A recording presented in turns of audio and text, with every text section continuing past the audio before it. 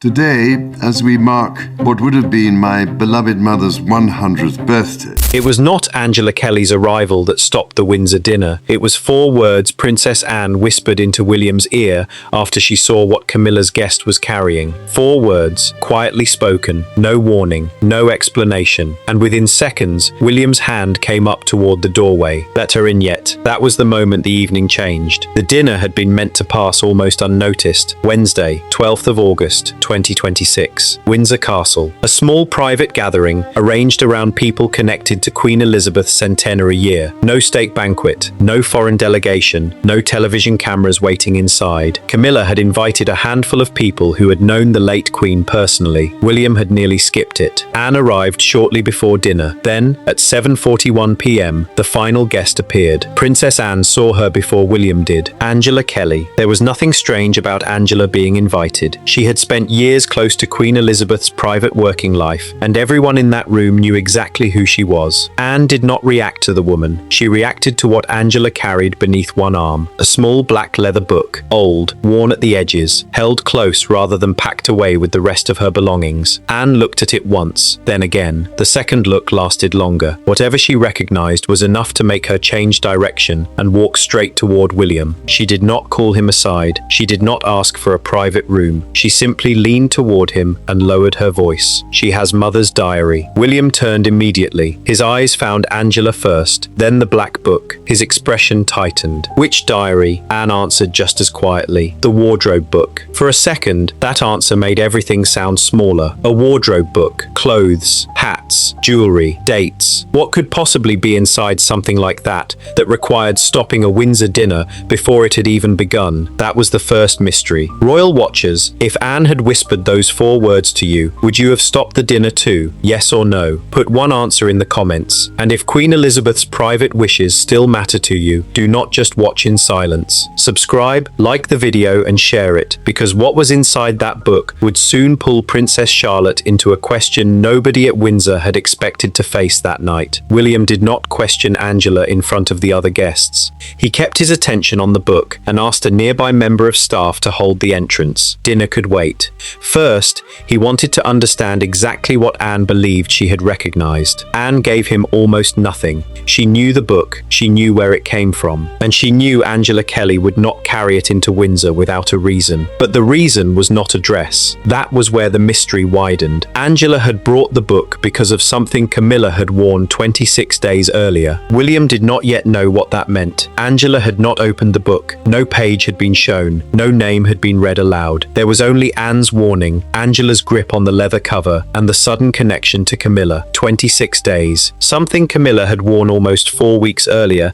had apparently sent Angela back to an old record belonging to the late Queen. Then, instead of sending a note, Angela had brought the book herself to Windsor on the exact night Camilla had invited her to dinner. Coincidence? Nobody near that doorway was ready to call it that. William made a decision. Angela would not enter the dining room yet. She would be taken into a smaller private reception room nearby, away from the other guests, until he understood what she was carrying and why it mattered. Anne went with her. William followed, and that was when Camilla noticed. She had been occupied with the final preparations, but a dinner arranged under her eye had suddenly developed an interruption at the entrance. Angela Kelly had arrived. Anne had crossed the room. William had stopped her from coming in. Now all 3 were moving away from the dining room, with the black book still under Angela's arm. Camilla watched them disappear toward the adjoining room. Her expression changed. This was her guest, her dinner, and nobody had explained why William had just stopped both. She moved after them, but before she reached the doorway, she looked directly at Anne. "What exactly has she brought?" Anne stopped. For one brief moment, it seemed as if she might answer. She did not. She looked at William instead, then at the book in Angela's hands, and continued into the private room. Camilla followed. The dinner remained untouched behind them, and the only thing anyone outside that room knew was this. Angela Kelly had arrived at Windsor, carrying one of Queen Elizabeth's old wardrobe books.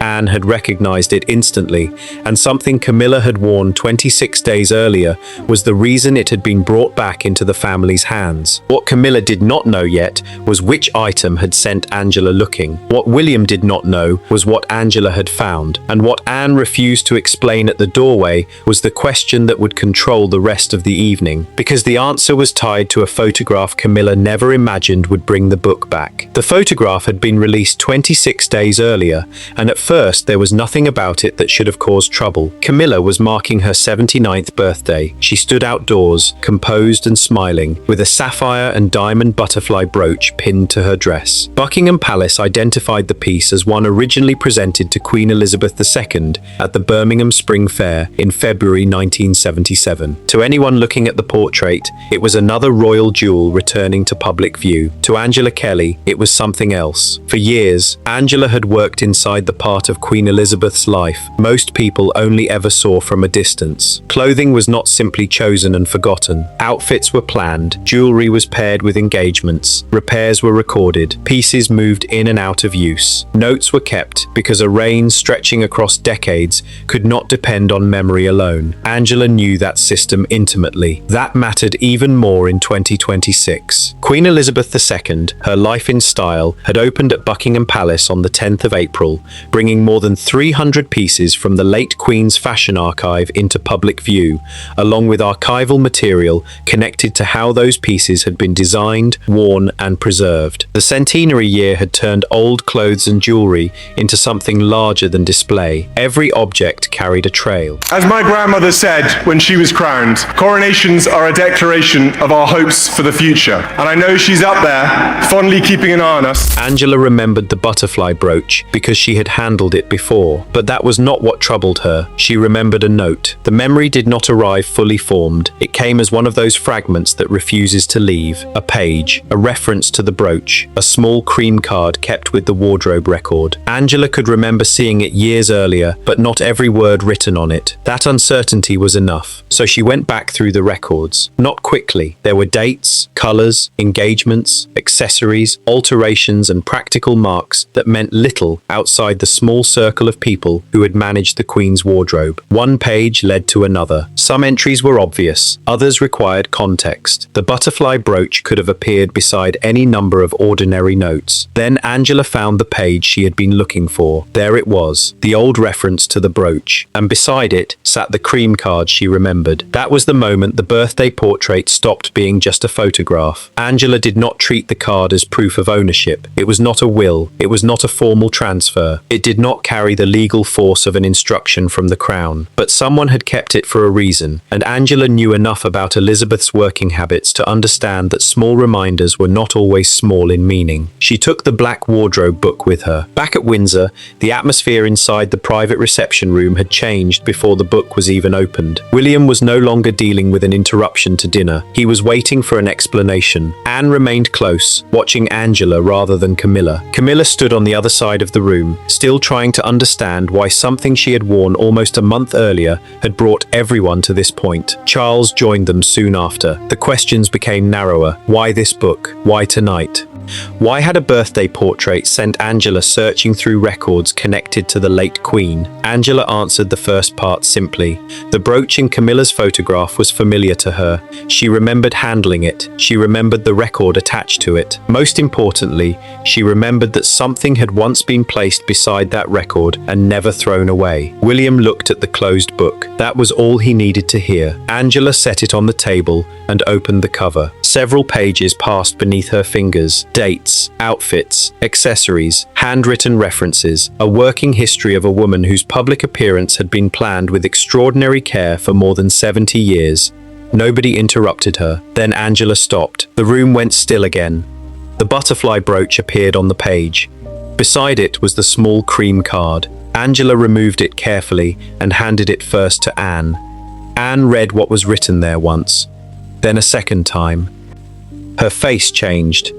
Not shock, not anger, something quieter, Recognition mixed with the sudden understanding that the question in front of them was no longer about Camilla wearing one of Elizabeth's old pieces. William saw the change immediately. He held out his hand. Anne gave him the card. For a few seconds, William only looked at it. Camilla could not see the writing from where she stood. Charles said nothing. Angela waited. There were only a few words on the card. A name, an age. The significance was impossible to judge yet. Nobody in the room knew whether the notation described a future gift, a planned loan, or simply a reminder. That uncertainty made the card even harder to dismiss. And once William read them, the Windsor dinner stopped being a story about an old brooch. It became a story about his daughter. William read the card again. 3 words and an age. Charlotte at 18. Charlotte at 18. Nobody in the room moved. The notation was too short to explain itself and too specific to ignore. Princess Charlotte's name sat beside the old butterfly brooch record,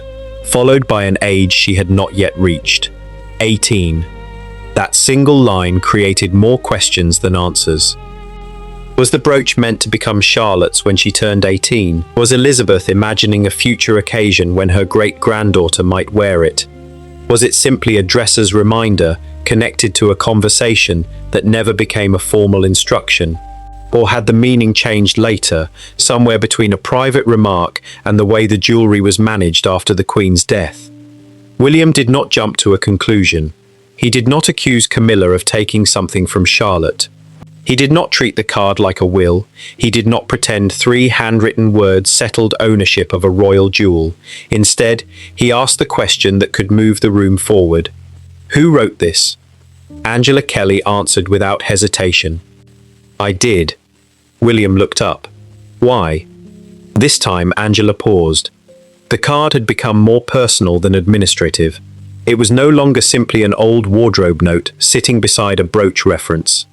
It was a memory preserved by the one person in the room who had been close enough to Queen Elizabeth's daily working life to understand why such notes were made. Then Angela gave him the answer. Because your grandmother told me to remember it.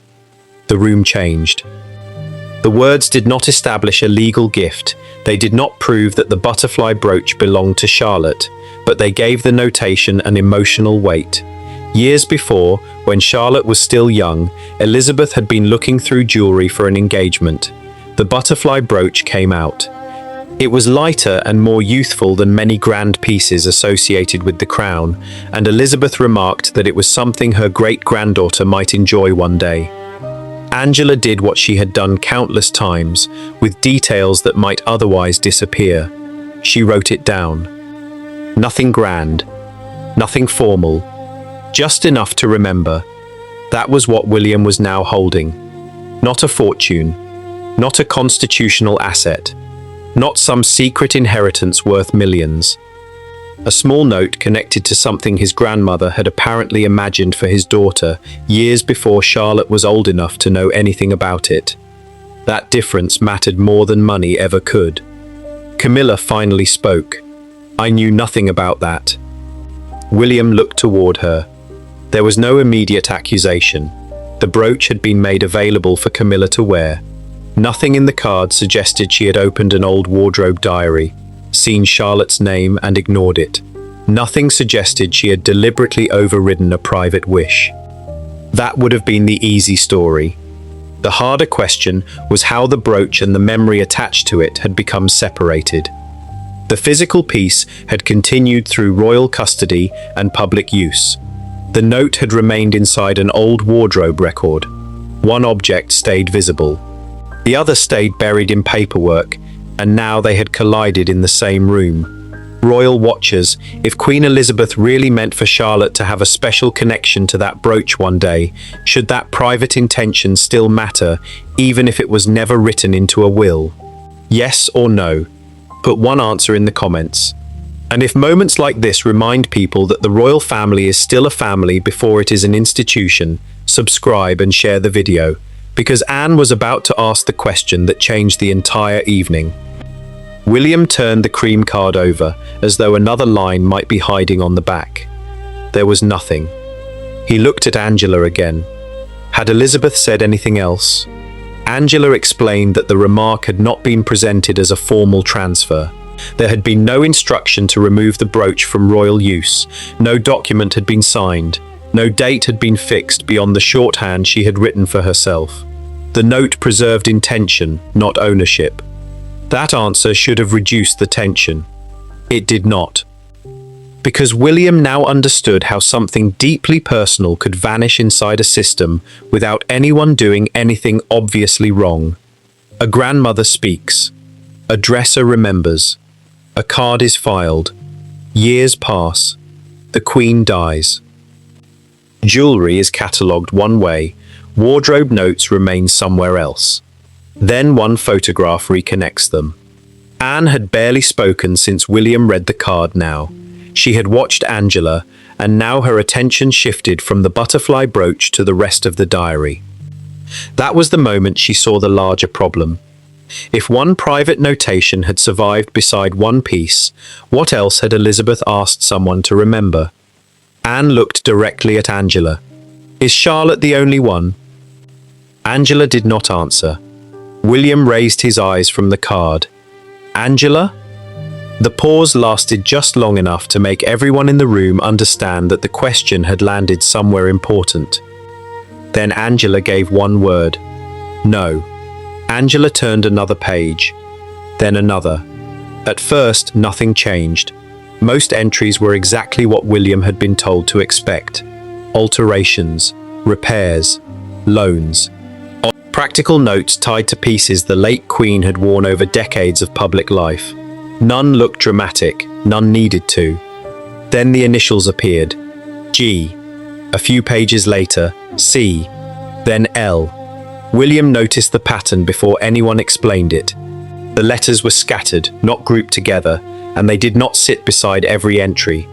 That made them harder to dismiss as routine shorthand. Angela slowed down as she reached each one. George, Charlotte, Louis. For the first time that evening, William stopped looking at the diary as a problem to solve and started looking at it as something his grandmother had left behind without intending a mystery. The meaning was not legal. That mattered. There were no signed transfers, no formal instructions, no claim that every piece beside an initial belonged to one of the children. The notes appeared to be reminders, fragments of conversations, thoughts preserved by someone whose job depended on remembering details other people forgot. And the room felt different. Elizabeth was no longer being discussed as the monarch whose wardrobe had been catalogued for history. She was being seen as a great-grandmother who had apparently looked at certain pieces and thought ahead to children still growing up. That was the part William could not brush aside. Not because the objects were priceless, because the thoughts were. One note could be coincidence. 3 initials made that harder to believe. Angela could not say every mark represented a promise. She could only explain that Elizabeth sometimes made remarks about what might suit someone later, what might be enjoyed by a younger family member, or what should not be forgotten when the time came. The diary had preserved those moments. The system around it had not. William closed the book halfway, then opened it again. The dinner waiting in the next room had become irrelevant. He looked toward Charles and made the decision plainly. No dinner until we know what this is. Charles had stayed quiet for a while. He understood why William was affected, but he also understood the danger of turning an unclear notation into a conclusion before anyone checked the wider record. William, this can be dealt with tomorrow. William looked down at Charlotte's card. It waited 4 years already. That ended the argument. Anne backed him immediately. Mother wrote things down for a reason. My mother was the Queen for a very long time, and although you kind of know that this might happen, you don't really think about it very much. Not least of all because the monarchy is about continuity. The point was not that every note had to be obeyed as law. The point was that nobody could decide what mattered until they knew what had been written, why it had been written, and whether the object connected to it had moved through the family without the note. The dinner remained on hold. Then William changed direction. Until that moment, every question had been about the diary. Now he looked at Angela. Why were you invited tonight? The room went still. Angela did not answer at once. Her eyes moved toward Camilla. That glance was enough. William followed it. Camilla had been listening to the discussion about Charlotte, George and Louis with unease. She had already said she knew nothing about the notation beside the butterfly brooch. Now the attention moved on to the one part she could explain. She had invited Angela, not William, not Anne, Camilla. The invitation made sense. The centenary year had brought Elizabeth's clothes, jewelry, and personal style back into public conversation. Angela had been revisiting material connected to that history, and Camilla knew she possessed memories and context few others could provide. There were also several pieces associated with the late Queen back in public view. Camilla wanted to understand them better, their history, their use, the stories around them. Angela had been invited partly because she could answer questions no catalogue could answer on its own. That explanation should have eased the room. Instead, Anne became more alert, because the timing now mattered. Angela had arrived carrying a wardrobe diary containing Charlotte's name. Camilla had invited her specifically to discuss old wardrobe material and pieces connected to Elizabeth. Had Anne not recognized the black book at the entrance, Angela could have walked straight into dinner. She could have sat beside Camilla. The diary could have been opened there. The butterfly brooch could have been discussed before William knew his daughter's name appeared anywhere near its record. Nobody knew what came next. Maybe Camilla would have called him. Maybe Angela would have raised it herself. Maybe the note would have been treated as an old curiosity and returned to the book. That uncertainty was what bothered Anne. She looked at William. Now he understood why she had stopped Angela at the door. Angela herself had never been the danger. The information she carried was, and Camilla had invited her that night for a reason specific than anyone at dinner had been told. She wanted answers about several of Queen Elizabeth's old pieces that had recently come back into public use. The butterfly brooch was only one of them. Anne's concern was no longer about whether Angela Kelly should have been invited. It was about what might have happened if nobody had recognized the book at the entrance. Angela had been expected at dinner. Camilla had invited her because old pieces connected to Queen Elizabeth were coming back into public view during the centenary year. What did not make sense was how close the evening had come to treating the diary like ordinary conversation. William understood the problem. If Angela had entered the dining room as planned, the butterfly brooch might have been discussed privately with Camilla before anyone mentioned Charlotte. The note could have been explained away as an old wardrobe reminder. It could have been set aside. It could have gone back into the book. Or Camilla might have called William herself. Nobody knew. That uncertainty was enough. William looked across at Camilla and asked the question Anne had been circling around since the doorway.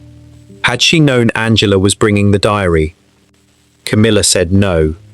Had she known there was a note beside the butterfly brooch? Again, no. Had she known Charlotte's name appeared anywhere inside those records? No. Angela did not contradict her. That mattered. Camilla had known Angela was revisiting material connected to Elizabeth's wardrobe. She had wanted context around pieces that were appearing publicly again, but there was nothing in what Angela had been asked to discuss that specifically mentioned Charlotte, George, or Louis. The room shifted. For the first time that evening, Camilla looked less like the person at the center of the problem and more like someone who had walked into it without seeing it coming. William did not relax. He picked up Charlotte's card and held it between two fingers. The issue was no longer whether Camilla had done something deliberately. The issue was whether something private had been separated from the object it belonged to and quietly forgotten. He looked at the brooch reference, then at Camilla. You can wear what the collection makes available. He placed the card back on the table, but you don't get to erase what it meant to her. Camilla's face changed. Not anger, hurt. She answered quickly. She had not erased anything because nobody had told her there was anything there to erase. She had been given access to a piece from the late Queen's collection and had worn it. No diary had been shown to her. No notation had been raised. No one had said Charlotte's name. And that was the point William could not ignore. If Camilla was telling the truth, then the failure had happened somewhere else. The brooch had travelled through one chain of custody. The private wardrobe note had travelled through another. One remained visible. One disappeared into records. That was how meaning could be lost without anyone making a dramatic decision. A jewel could be catalogued correctly. A diary could be preserved correctly, and still the connection between them could vanish. Anne understood it before Charles said anything. The problem was administrative, but the consequence was personal. Elizabeth's possessions had survived. Her private intentions might not have survived beside them. That was worse in a different way. William turned back to Angela. "How many of these notes are there?" Angela did not answer immediately.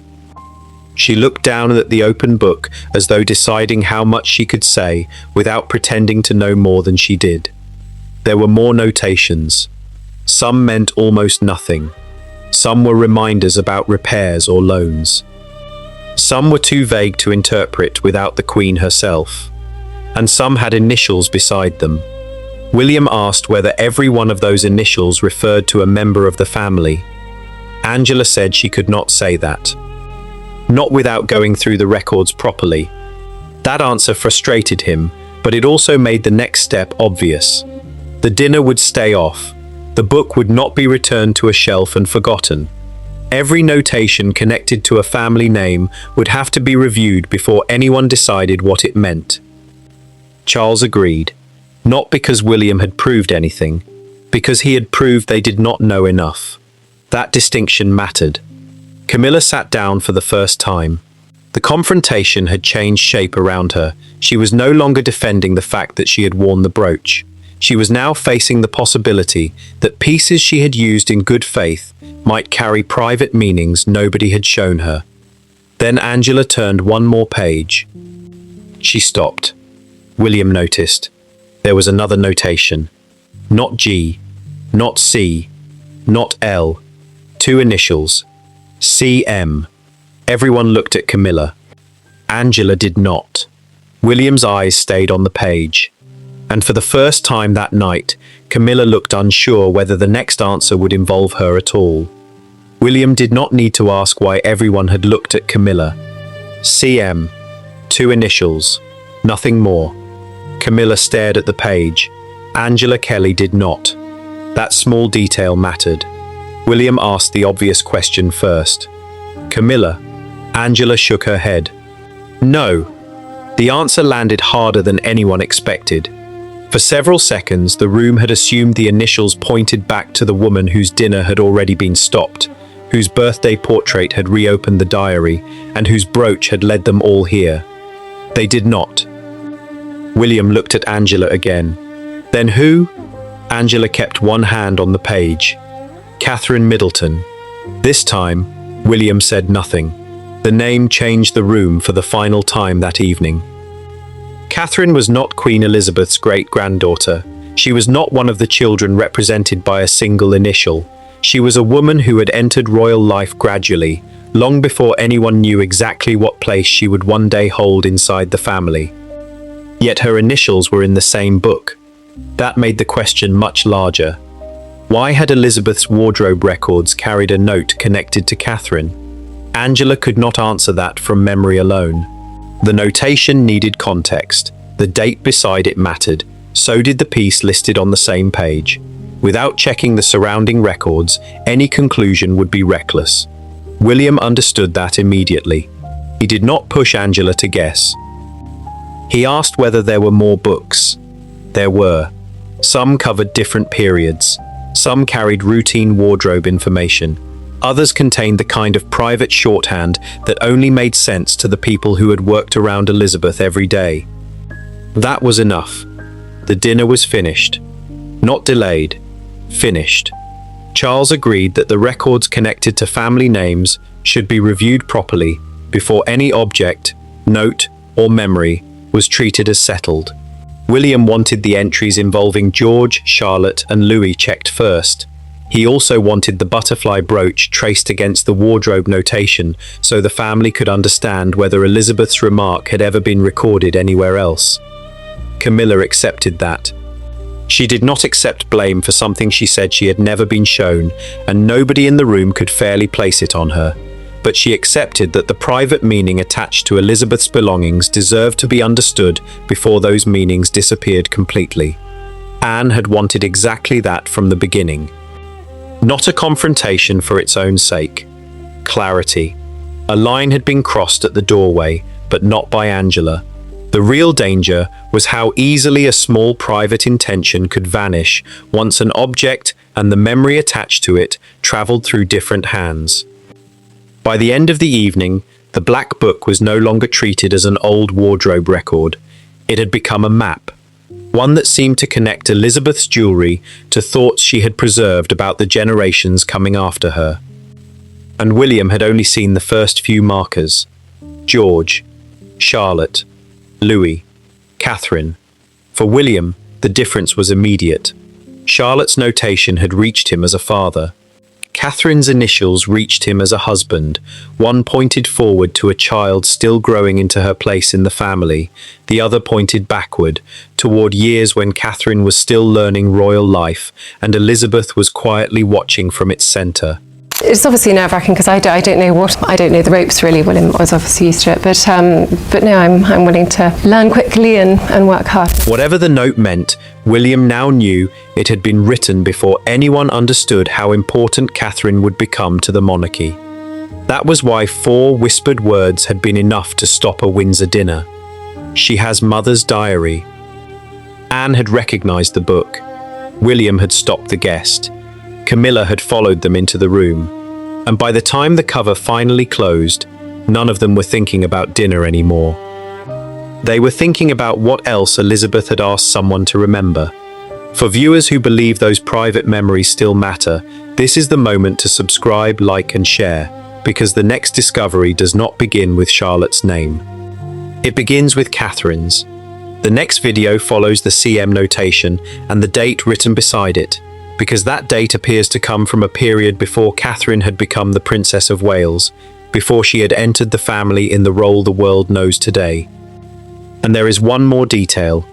The page does not appear to place Catherine's initials beside the butterfly brooch. It places them beside another piece entirely.